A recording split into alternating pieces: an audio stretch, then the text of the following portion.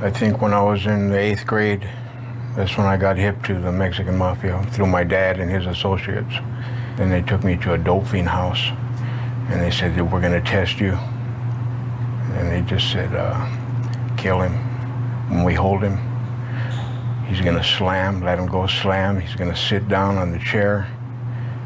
And when you see us get on the side of him and hold his arms, he's not going to suspect you're just a little kid. Jump on his chest with a knife and start whacking him. So I did that, and after that, I think they used me about 2 or 3 more times. I just took the initiative and I cut his throat on the yard and basically set an example for everybody out there that if you're going to run your mouth about the Nazi lowriders, we're going to try to kill you. Well, I was asked to put somebody down on the yard because he was in the hat, what they call in the hat when they're in trouble with the Aryan Brotherhood. And I went out in the yard and I stabbed him, and I actually got away with it. The Department of Corrections has defined gangs into 2 distinct entities. The first entity is that of prison gang.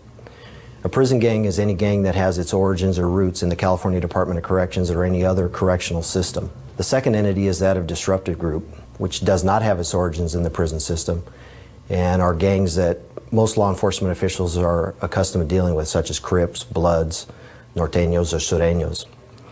This is important in understanding the distinction of these 2 entities for outside law enforcement. As law enforcement officers, we often think that a gang member is a gang member is a gang member, and that's not the case. In dealing with a disruptive group gang member, he has some loyalties to the gang itself, but oftentimes is not willing to die or sacrifice himself or his family for that gang or that organization. Conversely, a prison gang member is willing to give his life, is willing to sacrifice his family and everything he has and owns for the purpose of that gang or organization. In the state of California, probably the most well-recognized and most powerful prison gang is known as the Mexican Mafia, or La M. The Mexican Mafia formed in Dual Vocational Institute, or DVI, probably around 1957, 1958, for the purpose of protecting Southern Hispanics from other racial entities. Another prison gang recognized by the California Department of Corrections is known as the Aryan Brotherhood, or AB. The AB was formed in the San Quentin State Prison. It has a tenuous alliance with the Mexican Mafia and has known enemies, the Black Guerrilla family and the Nuestra Familia. Another recognized prison gang is that of the Nazi lowriders, or NLR.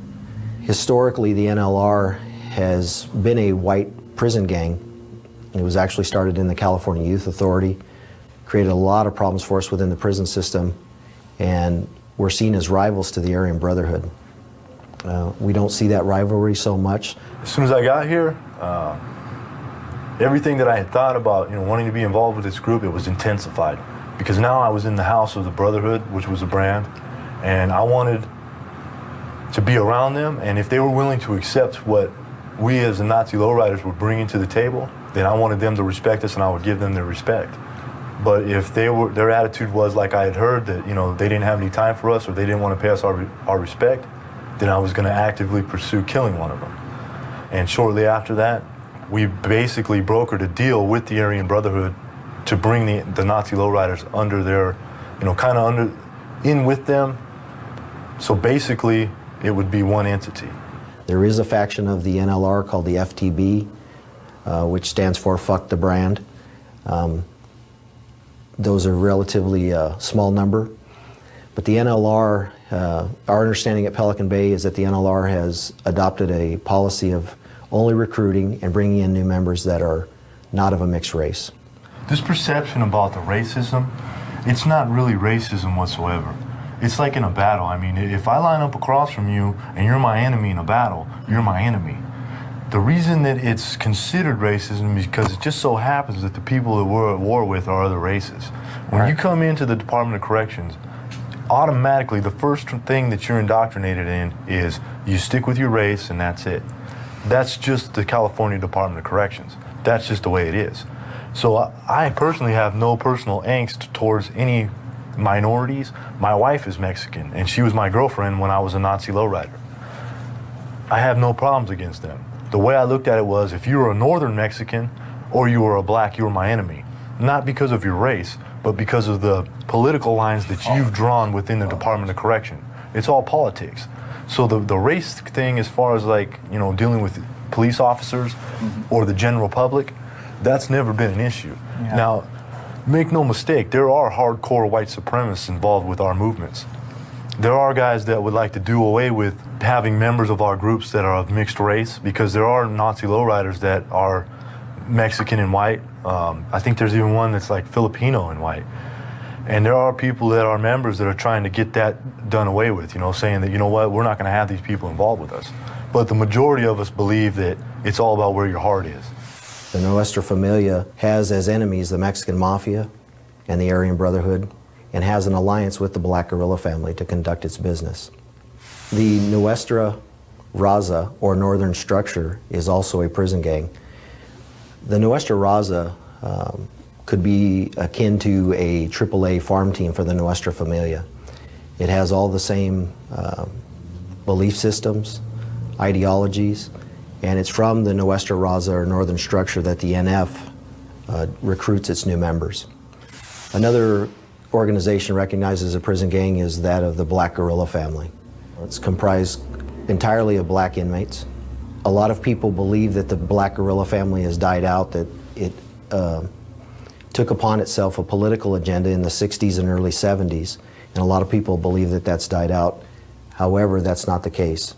The Black Guerrilla family is still operating, still recruiting, and in many ways is way ahead of the curve in regards to the other prison gangs, in that it's morphed, changing its name, changing some of its methodologies in order to avoid detection by law enforcement. The last prison gang recognized by the California Department of Corrections is the Texas Syndicate. It was primarily comprised of Hispanic inmates that had migrated to California from Texas. Within the California Department of Corrections, the influence of the Texas Syndicate is very minimal. As a gang investigator at Pelican Bay, I wouldn't expect that very many law enforcement officials on the streets of California would have much contact with them, as they're a very small entity. Not every street gang member would qualify to become a prison gang member. The prison gangs, because of the type of criminal activity that they engage in and because of the way the organizations are structured, only recruit the cream of the crop. I like to think of it in terms of baseball. You have your street gang guy that the law enforcement officer is going to deal with on the streets, and I would equate him to being a single-A ball player. Now, that single-A ball player, once he's convicted in a court and sent to the prisons, operates on a whole different level and a whole different field of play with a different caliber of gang member. And I would equate those guys on our maximum security yards to double-A ball players. The next level would be the guys who act as the intermediaries between the guys on those level 4 yards and the prison gang members, and those would be your AAA ball club guys.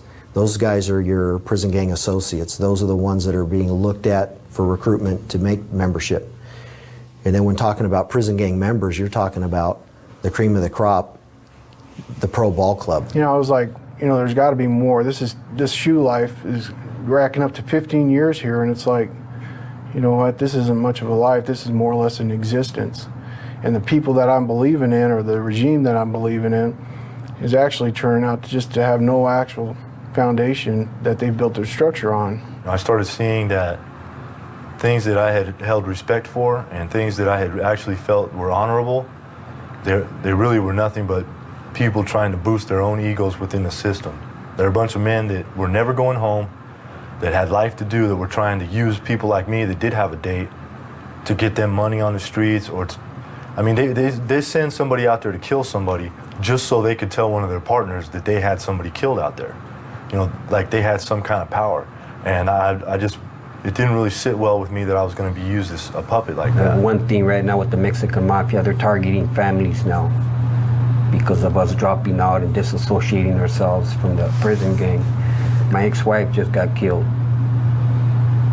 From my understanding, Los Angeles authorities down there, they pretty much have a feeling who it is, right? And I know the individual myself, and I'm pretty much assuming that he did commit the crime. But and you think you know the particular motive? Yes. Or the reason why he did? Oh yeah, definitely, because he was my cellie, and he was my foot soldier. His agenda was, he's from the same gang that I was in the streets, but being that he's a youngster, he always wanted to be in good standings with me and other members of the Mexican Mafia. So he's gonna go out there and do what he has to do. Why are you talking to law enforcement? I want to take this opportunity to try to start to make amends for some of the things that I've done against our society. And secondly is because it really helps me being a parolee, being a felon. If I have things in my file that say that I've worked with law enforcement and I've helped you guys, it helps me in the future to get jobs. It shows that I am rehabilitated and I'm not just out there biding my time until I commit another crime. When you come into prison, it's generally just like being drafted into the army. You know, as a white man, you know, there's certain expectations you're gonna have, as in, you know, working out, keeping physically fit, to passing messages to where even if they say like there's a sexual predator on the yard and you know, and they, you know, you don't get to raise your hand, they tell you to do something, it's expected of you to do, and that goes pretty much with anything. You don't have your own, you know, you're not your own man. You have to abide by the rules that have been laid down from long before I started doing time, and you know, and they vary from prison yard to prison yard, basically, but they're all basically the same rules that are, you know, that apply to it. They used to not get mad at you or this or that, and there was no repercussions if you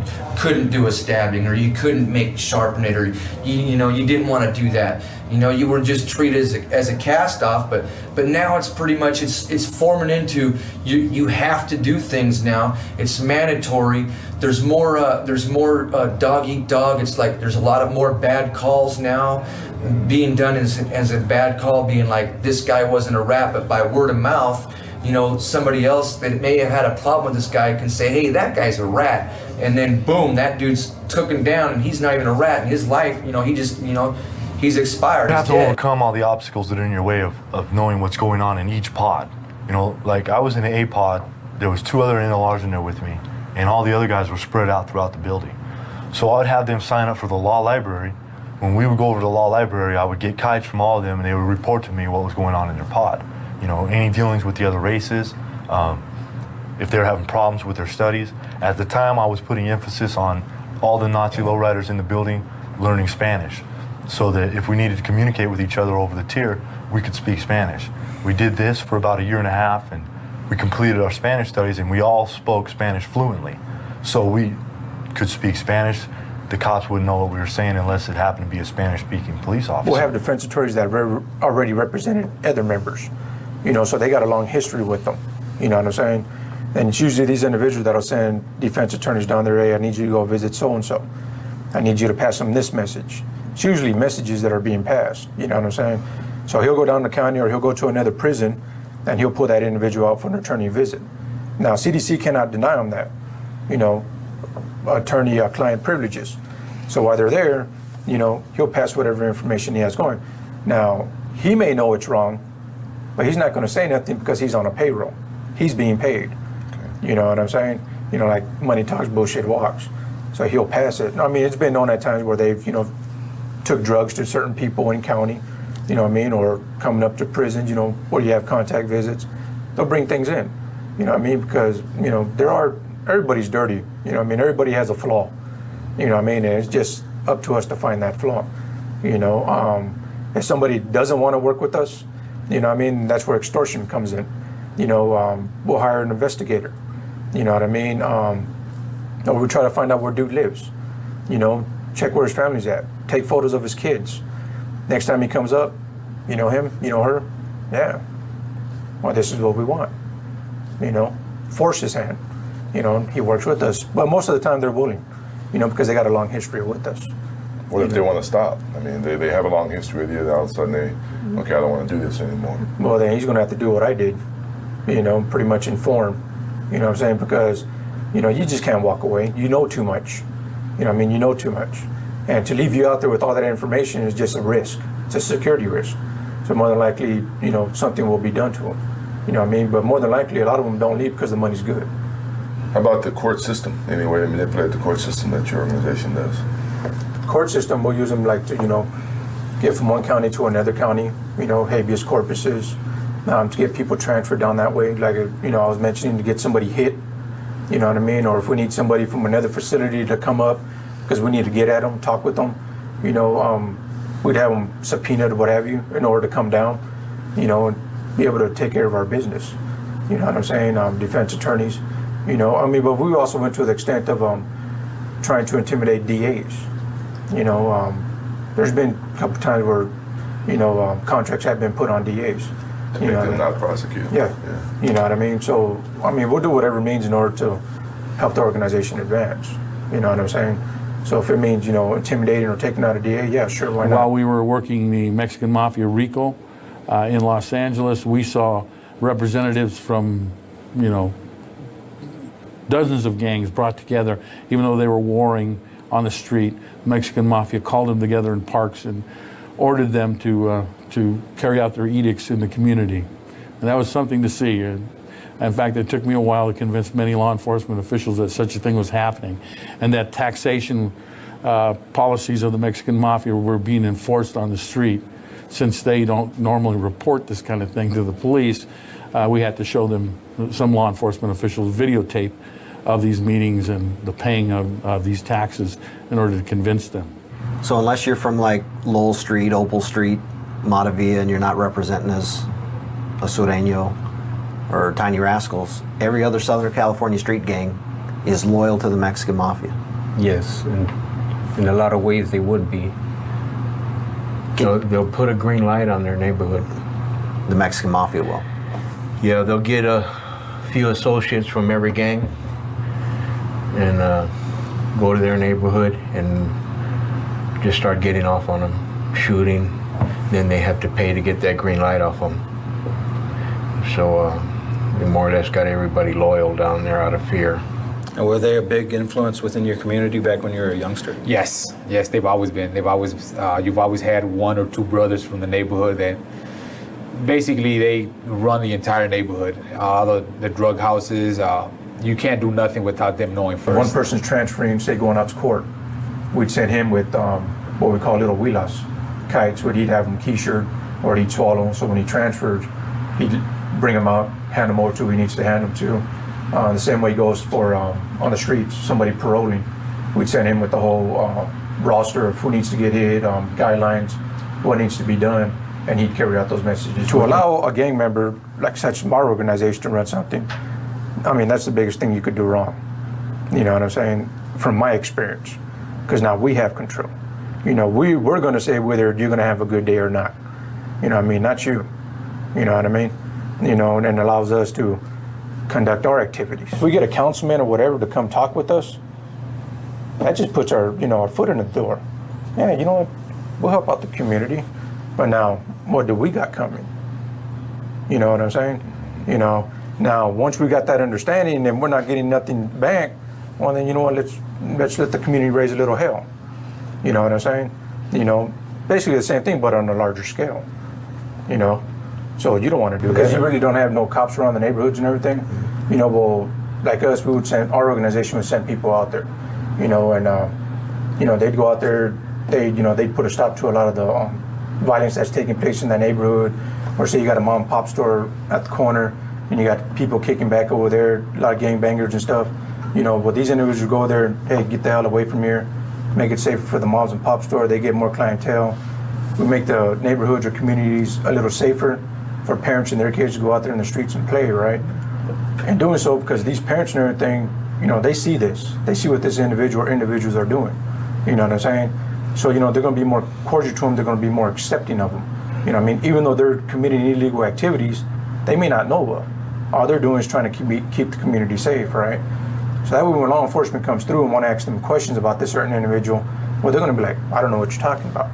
You know what I'm saying? Because automatically they're going to think, oh, here comes the cop. What's he want? He coming over here to harass us. You know what I'm saying? And why are we going to give up somebody who's doing something good for the community, for our neighborhood? Once you parole from bail bail from a prison, from a level 4 prison, once you become a camarada or a soldier or a high-level associate, it doesn't matter where you're from. You can walk into any other neighborhood, unless you've got personal beef with that neighborhood, but You can walk into any other neighborhood and say, here, I'm here representing a carnal here, or a brother here. It doesn't matter where you're from. If you're there to deliver a message from the Mexican Mafia, you'll be respected and you'll be left alone. Because if they mess with you, then there'll be consequences to pay. Yeah, I was a reserve regiment's commander for the San Jose area, meaning that anybody paroling to the San Jose area or the Santa Clara County, little cities within there, well, they fell under my jurisdiction. The other fellow that was with me in charge of overseeing it. So we'd educate people, send them out there, whether to be out there to do crime in order to funnel money back, send out hits, do murders, what have you. So anything that happened out there that the organization was doing, we was aware of it. We'd have them get into jobs that may open the doors for other parolees getting out there so they can get jobs there. Preferably, we like to get them in jobs where money laundering be feasible, such as restaurants, tattoo shops, where you have an endless amount of customers, you know what I'm saying? And it's real easy to just doctor the books and say, well, we had 20 customers come in this day. That's why we have this extra money. And what kind of crimes were they involved in? They were involved bank robberies, armor car robberies, extortion, money laundering, murder, intimidating witnesses, you know what I'm saying? Home invasions, anything that, if there was money to be made, we got our hands in it. Drug deals, prostitution, gambling houses. Now that the Nazi lowriders have become, an entity of the brand, the AB now has 3,000 people, most of us aren't doing life sentences, that they can send out to the street to carry out their objectives. So as these people start getting paroled, you're going to be dealing with a higher caliber of individual, somebody that has a goal in his eyes, something that he wants. When I was ready to parole, 6 months before I decided to drop out, I was dead set on going out to the public and just wreaking havoc. I mean, doing everything I had to do to make money, to institute a powerful regime in my neighborhood, and to let people know that the Nazi lowriders were going to be a force in California. Fortunately, I came to my senses before I got out. But I know 4 or 5 people right off the top of my head that are paroling this year with those objectives in mind. And it's giving you something new to deal with out there. I mean, it's not just an NLR member getting out now that doesn't have any objectives, because before we got involved with the brand, we didn't really send people out there, hey, go do this or go do that. It was just like, hey man, you get out, have fun. They go out there, shoot some dope, have party, have some fun, get busted for something petty and come back to prison.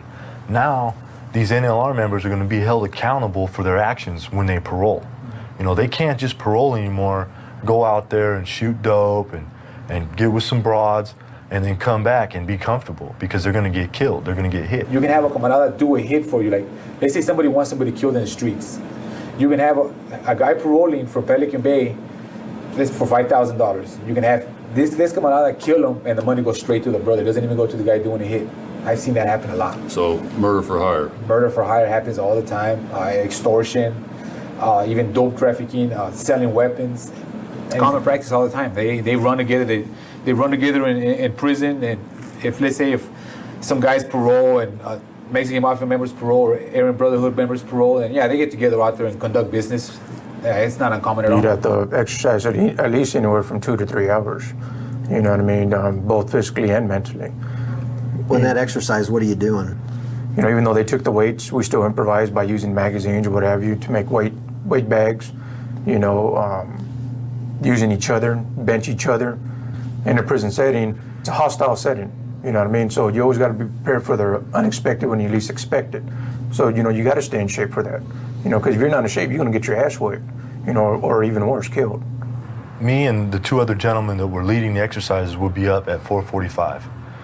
We would start our workout routine and be working out from about 5:15 in the morning until 11 o'clock. By the time we finished, we would eat our breakfast and then we'd study for the rest of the day. And all this was down, it was written in a book. I had an actual book of the rules of my building. And people that couldn't follow the rules, or they couldn't deal with the routine, or they couldn't get up on time. If you were 1 minute late for getting up, you would have to have a penalty for it. We educate ourselves on our culture, which would be Mexican history, Aztec history. How many of you, or people that are watching this video, have ever heard of Karl von Clausewitz? Probably none of you have even heard who he is. He He basically revolutionized modern Western warfare. And what he did was he took a philosophy of war that was taking every aspect of warfare into account, planning for every little bit that would come up, considering how you're going to receive your information, the friction of your troops en route to their enemy, everything that you can come up with. And he put it all into a book, and it's basically a philosophy of warfare. And I've studied this book extensively. We also had to learn like rules and regulations of the organization and lower gangs that we had in the households, and learn how to make weapons, do essays in order to better understand our principles and our objectives, in order to instill that into people's minds, so that way when they become participants within it, they're more loyal to it, they're more dedicated to doing it. Did you utilize your training from the Marine Corps throughout your gang career? Yes, I did. Did you use your military training to teach? Yes, I did. Prospective gang members? I started that when I was just in the regular gang. The philosophy of the Marine Corps, did you Semper Fidelis and stuff like that? Yes. You blended over into the gangs? It was basically like a gun-ho mentality. Okay. You know, there's some people back there who know how to box. So if they were in the cells together, they teach each other how to box. You know, if somebody knew any type of martial arts or stuff, you know, they would teach their own people how to do martial arts. You know, so these are things that people carry out there to the streets. You guys watch Cops, the show Cops, and look for weaknesses either in policy, procedure, so that you can break it down and use it to your advantage at a later time when you were in the organization? Those at times, yeah. We observe it, and, you know, we'd say, you know, hey, you know, the way he cuffed him up or the way he took him down or what have you, you could have done this, you know, or he could have done that. You know what I'm saying? You know, or like the way me and him were discussing one time, you know, such as getting rid of dope, you know what I'm saying, out of a car. You know what I'm saying? You know, you make certain turns so you can throw it a certain way and you'd be out of you guys' view. You know what I mean? Certain things, you know, how you guys would handcuff people, you know what I mean? Watch how cops come up close on people, you know, how they would approach a car, you know, because a lot of them would just go up there you know, just like nothing. You know, hey, roll down your window. You know what I'm saying? Not really knowing that, hey, dude may be up to something, he just may put a bullet in them. You know what I'm saying? Bam. You know what I mean? Or we also focus like, when you guys stop, okay, he's gonna come out, all right, well, take off. You know what I'm saying? That's your time to take off. You know, so yeah, we look at certain things. You know what I mean? Because, you know, you guys have you know, unlike us, you guys have policies and procedures that you guys gotta follow. We don't gotta follow those rules. You know what I'm saying? So we look for those weaknesses within your guys' procedures. Do you guys go as far as doing certain things, like maybe reaching your hand out through a food port to see how the cop's gonna react? Maybe setting the cop up, doing certain movements, quick movements to see if the cop even reacts? Yes. I mean, you guys go that far? Right. To just see how we're gonna react, if Test we react? reaction. Because all our tactics are built upon your reaction. You know, we do things to provoke a reaction from you guys and study it. Did you ever practice in the cell if you were handcuffed? Yes. Kicking, jumping through the handcuffs? Yes. And how often would you practice that kind of stuff? 2 to 3 hours a day. Coleman, could you demonstrate how you would defeat a handcuffing procedure by a law enforcement official? Yes. Okay, so if you had your hands up here, right, and you brought one hand down here, and you try to get this one. It's like that. Before he commits. Before he commits to grabbing your other hand, you're going to... The minute he has this one. Mm-hmm. What could a law enforcement official do to defeat what you would intend to do to him? I would have him lay down on the ground and cuff him. If you're doing a felony stop, put the guy on the ground and cuff him up. Cuff him up. Is there anything else? I mean... have him lay down on the ground, put your knee in his back, so that way he couldn't maneuver out of anything. Have his hands above his head, bring him back. Cuff him up like you normally do. Because it's hard to move when you're just laid out flat. Especially with the weight of a person on your back. But don't dig the knee in there. No. What about balance? I mean, like if they had you spread your legs a little further than what you had there, you're still able to... Yeah. You had your hands up there. I brought one, brought her down. Same thing. Still and balanced. And if he tries to compensate, like say be kind of standoffish, all I have to do is extend with a fist or a hammer fist.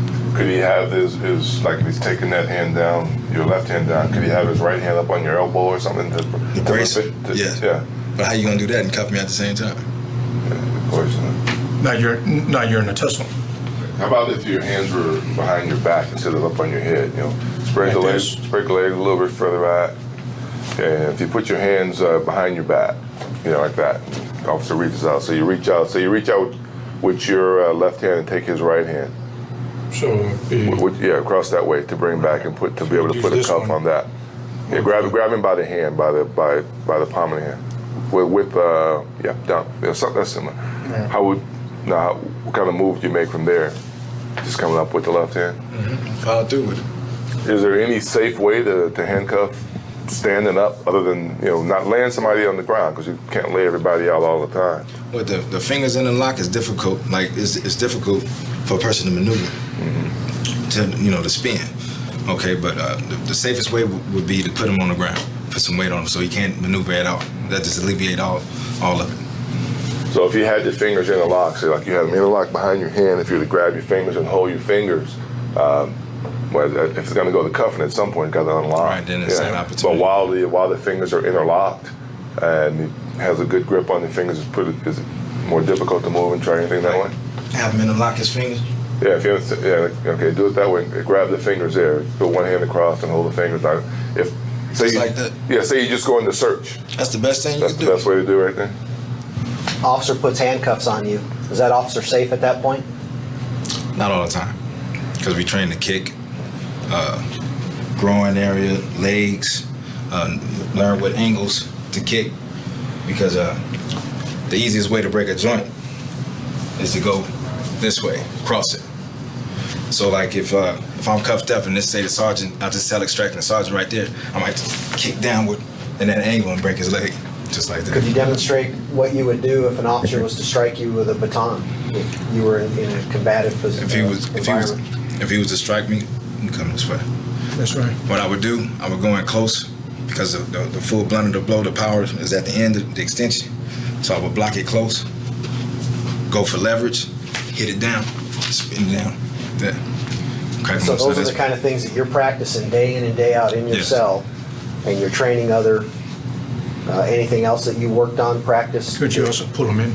Yeah, some kind of things you do. Yeah. Well, other things that we practice is like person stabbing an officer.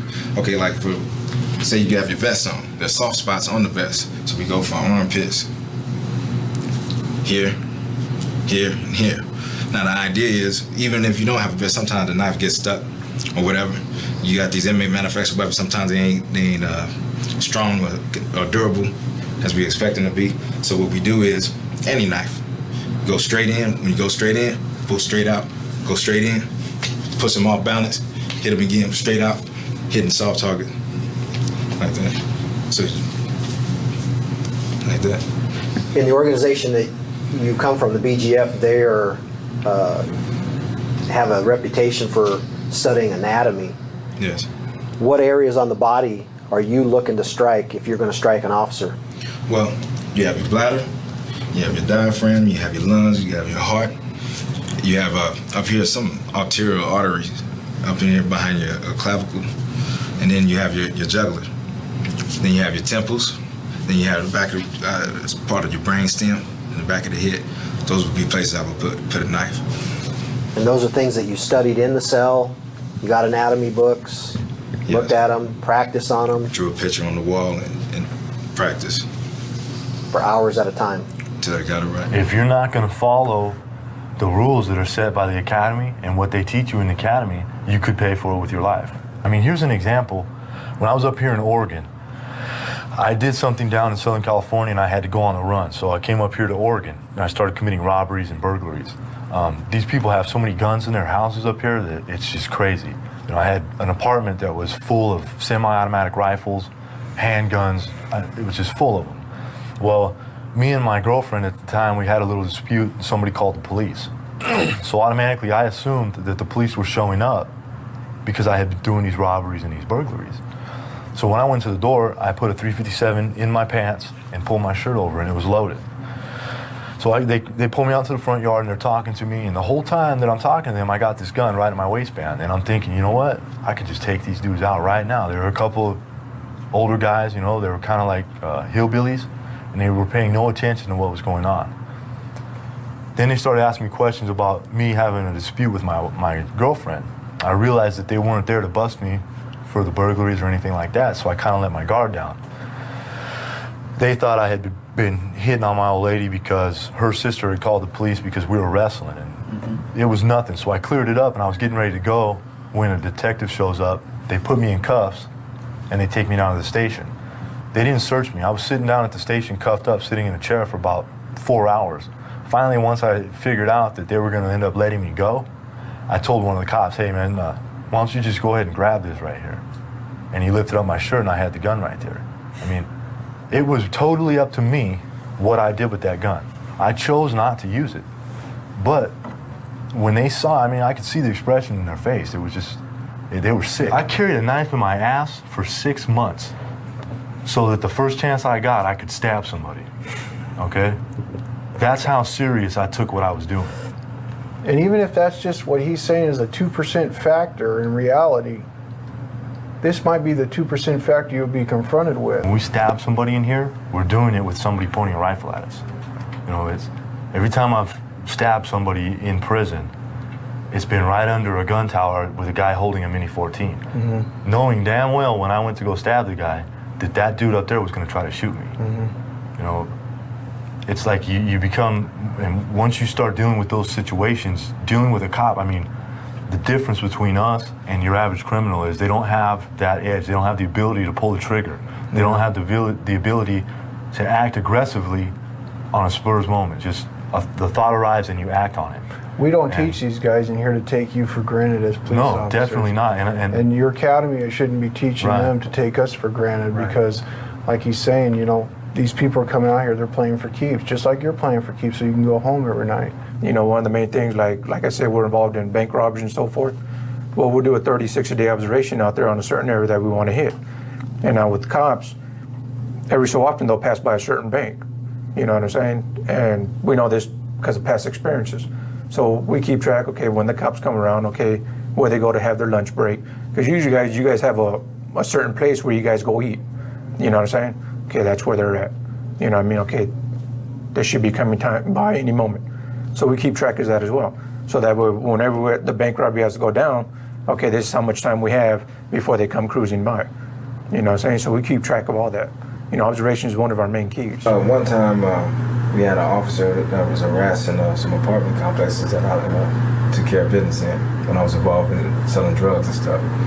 And he was like real aggressive, you know, the kind of dude, hands-on, beat you up kind of dude. And what we call an oppressive pig, you know. But so what winds up happening, he kept on coming in, checking this one vacant apartment. That was his excuse to come fuck with everybody, come mess with everybody. So one day, me and a friend of mine, we went inside the apartment and waited for him to come because we knew he would come. And I had a fully automatic, a Mac-10, and my friend had a Tech 9. And the idea was, being that he had a partner, was he's gonna come check the door. My friend busts on him through the door, and I would shoot at his partner through the window because the design of the apartment is the way it was. We'd have had him pinned down. Just so happens they were called to another call or something. He didn't come down the terrace, and he went on about his business. He made it. He escaped. But that's what I was saying. We knew by his routine he would use that to come fuck with somebody, and we waited for him. But also studying the way that they operate in tactical moves. When they do a prison hit, they rehearse it. You know, there's often a person that's a lookout. There's a person who's going to actually make the hit. There's a backup unit. There's a person who creates a diversion. There's people who deliver the weapons. There's people who take the weapons out of view. There's an armor, you know, and tacticians who plan these moves. So the more familiar you are with that kind of a situation, the more it's going to help you. Not just in the environment of custody, but when you go to the street. A 211 team is made up just like a prison hit team. In a joint force task force of this county, that county, this city, CDC, FBI, goes out to take these gang members down in these neighborhoods, and when they file their reports, one guy might not black it out. This guy might put this guy puts that guy puts this. So now all these gang members in the shoe have all the identities of your undercover narc cars, detective cars, your beeper numbers, your names, what car you drove at the time of the incident. Because one faction don't know what the other faction is doing when they file their reports. So all that information is passed down to the Board of Prison Terms, and they got to supply the prisoner with a copy of his violation report from all these agencies. You know what I mean? Mm-hmm. Your badge numbers too are all in Your there. badge number's on all our reports. I mean, when you put your badge number on it, that's basically like putting your ID card on it. Because, I mean, we under the premise of something else, we can call the police station and we can decide that we want to file a report against you or a complaint. Mm-hmm. And then once we file this false complaint, we use your badge number, we file the complaint, and from there we can find out what doors we need to open to find out more information about you. So when you think you got a beat on this guy, he knows you're following him. He knows what you're driving. That's a cop right there. So he's going to take you off on a little trip, you know what I mean? Stop here, stop there, contact this dude. You never know what's going to happen. You know what I mean? He might take you down an alley, and when you drive through the alley, there's dudes standing right there with semi-automatic rifles and just blast you. And he just keeps driving. You're going to hit a garage, you're dead. You know what I mean? The organization's taking a different approach, and we're not allowing members now to get any tattoos, especially where they're visible. Don't dress up all bagged up. If you have to wear some tight jeans, wear some tight jeans. Look like your average Joe out there. Get yourself a job, go to school. If you're working during the day, then you're committing crime at night.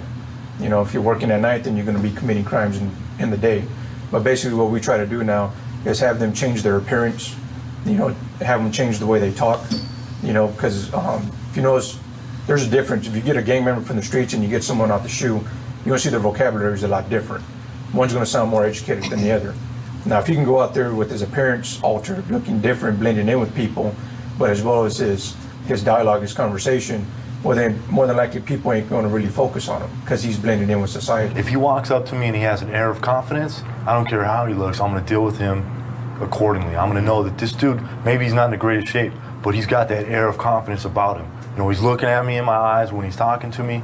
He's not, trying to be overly friendly, so I'm going to deal with it. Number two, I'm going to look at his physical shape, the shape he's in physically. Is he dumpy? Does he look soft? Does he look like he stays in shape? Because if he takes care of his body, chances are he takes care of his mind as well. They go hand in hand. Mm-hmm. And if he's taking care of those things, he's going to be difficult for me to deal with. And then beyond that, I'm just going to have to pick and choose, I'm going to look at possibly the fact of, how old does he look? Does he look like he's been on the force for a long time? And also the factor of being male or female is going to come into play too. How so? Because, this sounds really vicious right here, man, but maybe it's just me, but ain't no woman going to whoop me. That's the bottom line. And that's it. And if I see a female officer, I'm going to feel more confident having to deal with her than I would with a man. But when they go out of their way to make you feel uncomfortable and little knee in the head or something, then you want to just turn around and start getting off. Target you as a person instead of just doing their job. Right. I think a lot of officers basically that sometimes they'll let the job get to their head. Right. Or they think they're above the law.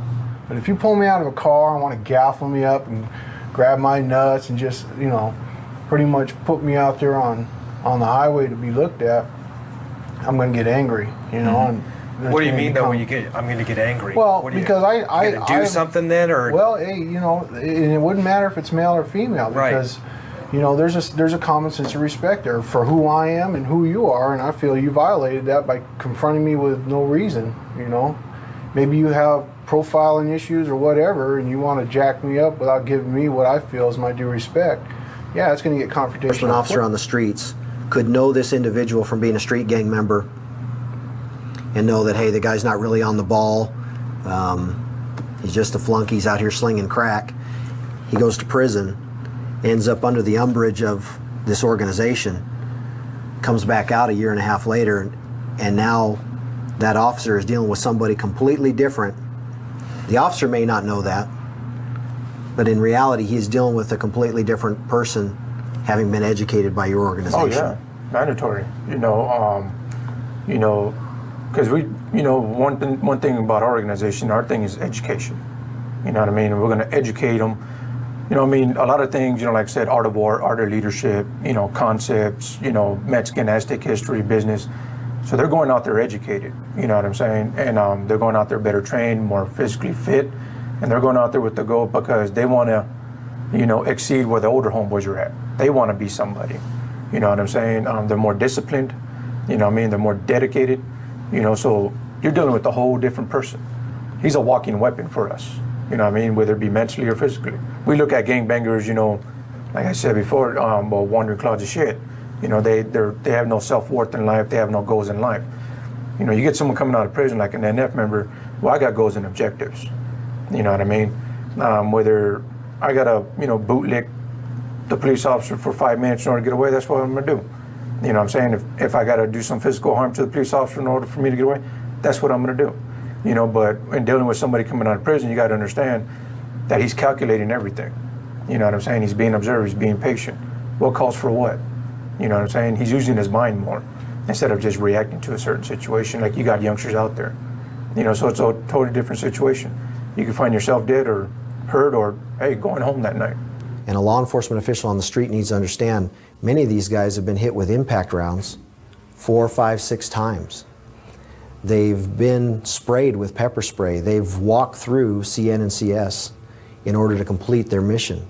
They're not just going to quit because you're telling them to do so or because you've deployed some munition or tool to get them to stop. If I was on a mission and you caught me on the way to do it, I would definitely be looking to take your life. And it would be a quick thing. And it wouldn't be about the assessments that I would make of you. Either way, they aren't going to impede me from doing what I have to do. They're just going to help me in judging how I'm going to carry it out. Because if I think that I can just really overpower you physically, I might try to do it quietly. But if I think that I would have problems, then I'm just going to shoot you. And that's basically what it means. It doesn't mean it's going to happen or it's not going to happen. It's just how it's going to happen. Personally, my plan had always been really simple. If someone pulled me over during the commission of a crime or after having just committed a crime, I would just wait for him to come to my window, and as soon as he stuck his head in there, I would shoot him. And that's pretty cut and dry. I wouldn't shoot him from a distance. I would not want to get into a shootout with him because I'm scared of guns. I don't like bullets coming at me. If I shoot somebody, I don't want them to be shooting back at me. So I want to basically catch them when they're slipping. If they're in the process of committing a crime, and they know they're going to get busted, well, most of the time they'll wait because in prison as well as in the streets, patience is a virtue. So what we do, we always look for that weakness that a police officer commits. One thing that we always found out that a lot of police officers like putting their heads down when they like to write, or they like to get too little close, not really pay attention to the individual, because a lot of police officers, they want to exert their authority. They think just because they're in blue or they have a badge, I'm the man here, I'm more superior than you, he ain't gonna do nothing to me. I'm badass. But they fail to realize that a lot of individuals coming out now, well, they're gonna take these opportunities. They catch you looking down while you're writing, you're up too close, whatever, they're gonna take one. They're gonna try to take you, in order to get out of there.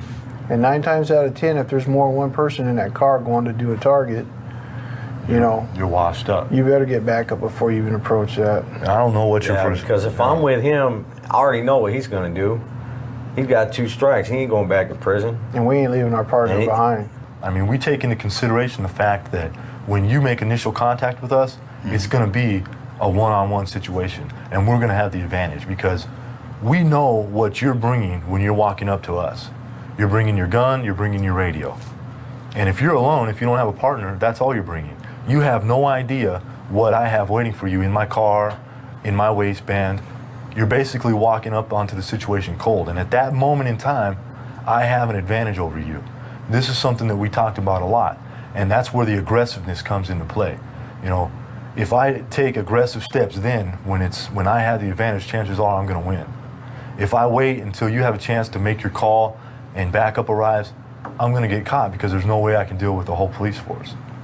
Put it this way, it's either your life or the law enforcement's life. So if he's coming in between your mission or your objective, even if he's just pulling you over and you haven't completed your task yet, you're gonna come back here and you're gonna have reprisals against you. And if you can't clean that up some way, then it's your life in danger. And that's the way people look at it. So of course their objective is gonna be, whether they're pulled over, it's gonna be, if they got a gun, they're gonna use it, because otherwise it's their life that's in danger coming back here without completing their mission.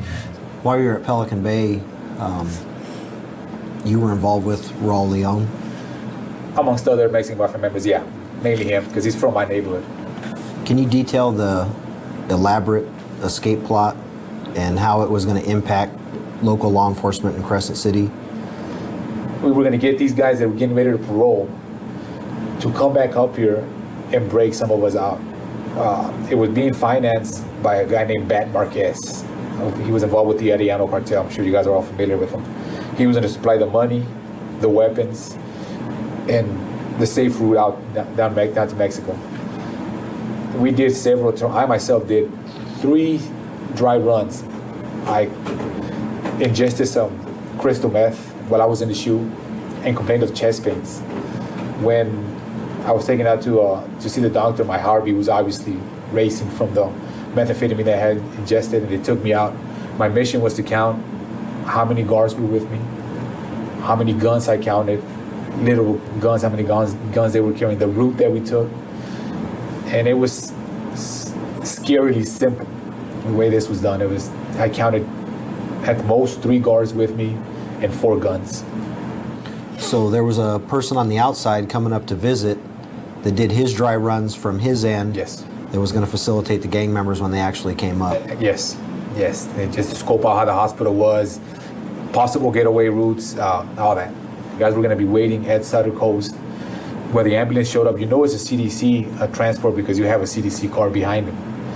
As soon as the CDC staff gets out, they were supposed to kill all the COs that were escorting them, kill everybody around, put him in a van and drive him out.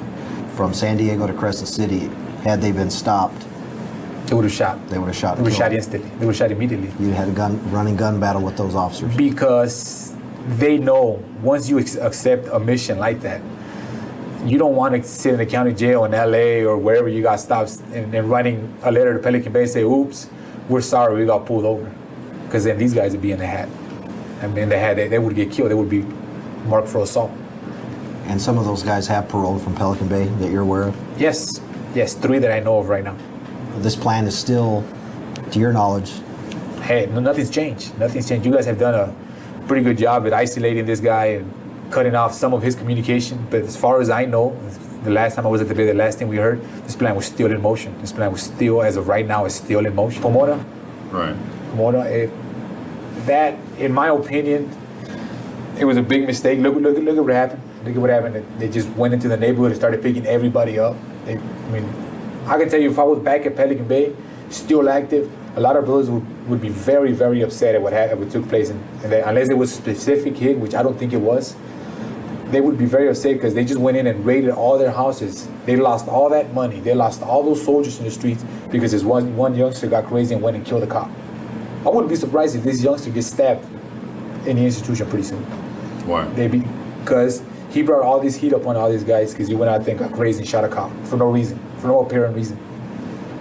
What about the situation in Oceanside where the word was out that the Mafia sanctioned assaults on police officers? Oh, I've been a part of that too. Like I said, it happens. It happens when you feel like, and I don't want to use the word justified because it's never justified to go on and assault anybody, especially cops. But when the Mexican Mafia feels that an example needs to be set, that you just cannot allow these cops to just go around pushing you around or shooting one of your own. Yeah, they do sanction hits against cops, but you'll know when it's a sanction hit by the Mexican Mafia, by who does it, by the way it's carried out. You'll know when it's Mexican Mafia hit. But it does happen. It does happen. They tend to stay away from it, but when they feel that they need to do it, they've got no problem sanctioning hits against cops. It just happened in San Diego. So the one in National City, those orders came out of Pelican Bay? Oh, it came directly from out of Pelican Bay. Yeah, it was a youngster, a young kid that got shot by a National City police officer, and they felt that it was wrong, so they put out a green light on National City cops. Say we want a cop dead by anybody, any cop, and then they sent out word out there say they start shooting cops. Yeah, that came out straight out of Pelican. Do gang members in Pelican Bay shoe or in general, do you guys work or practice at sizing people up? Oh yeah, it's Do you size them up physically? Do you size them up mentally? You size them up every which way, physically, mentally. You try to break them down. You try to break them, even though it's a person that you might not even think, that would do something for you. I mean, what is it? It's a 115. That's nothing compared to the outcome if you do get to crack one and get the correctional officer or the free staff working for you. What do you have to lose? You have nothing to lose. How many times do you recall getting subpoenaed out to court for the sole purpose of conducting Mexican Mafia business? Numerous of times. I've subpoenaed people. You've had people subpoenaed so that they would show up at a specific location so you guys could conduct? Yeah, well, I had them subpoenaed from Pelican Bay here to go down to Sacramento when we were fighting our case. And you would get so many members from the AB, a few blacks, and maybe one victim that we're going to go after. And you'd subpoena the victim as well? Yeah. If he wasn't already where you were at? Yeah. Los Angeles was always one of the spots. Hot spots for that we used to get subpoenaed down there, go down there for specific reasons to conduct Mexican Mafia activity. And so that's part of your networking tool. Yes. Do gang members, do they sometimes maybe partake in prison crimes specifically so they can get court appearances? Well, they want to stay in the county jail. They say, pull me down, let me catch a case so I can be down there for a while. Because that's where all the drugs are at, quick visits, and it breaks up time. Right. Instead of being in the same joint for a long time. Right. So that's a place to go, down to court.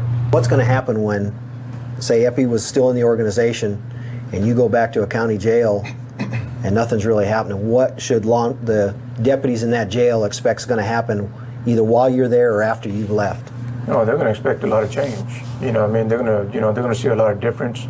You're going to see people, educating, exercising. Things are going to be more quiet. But now, just because we're cool and everything doesn't mean that we're not doing what we have to.